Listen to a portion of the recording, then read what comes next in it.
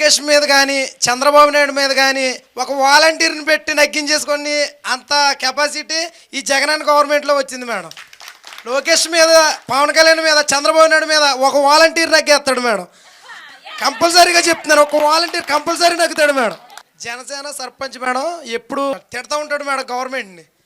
Sarpanch lady వాళ్ళ అమ్మగారికి బాగోపోతే జగనన్న ఆరోగ్యశ్రీ ప్రవేశపెట్టిన దాంట్లో 5 లక్షలతోటి వాళ్ళ అమ్మ బతికింది మేడం. నేను కాక 3 డేస్ అవుతుంది మేడం. కరెక్ట్గా 5 లక్షలు ఆరోగ్యశ్రీలో నుంచి తీసి వాళ్ళ అమ్మగారు ప్రాణాలు కాపాడించుకుంది. జగన్మోహన్ రెడ్డి గారే ఆవిడ ప్రాణాలు కాపాడారు.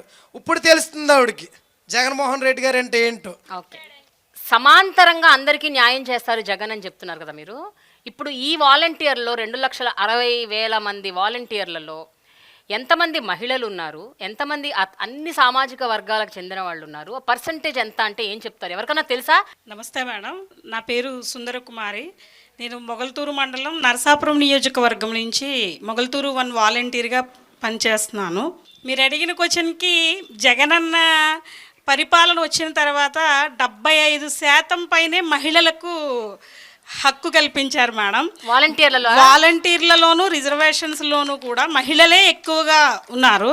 ప్రతి కేటగిరీ వైజు ఉన్నారు వాలంటీర్స్లో, ఎక్కువ శాతం మహిళలు ఉన్నారు అనేది. Okay okay okay yeah. Please subscribe .news.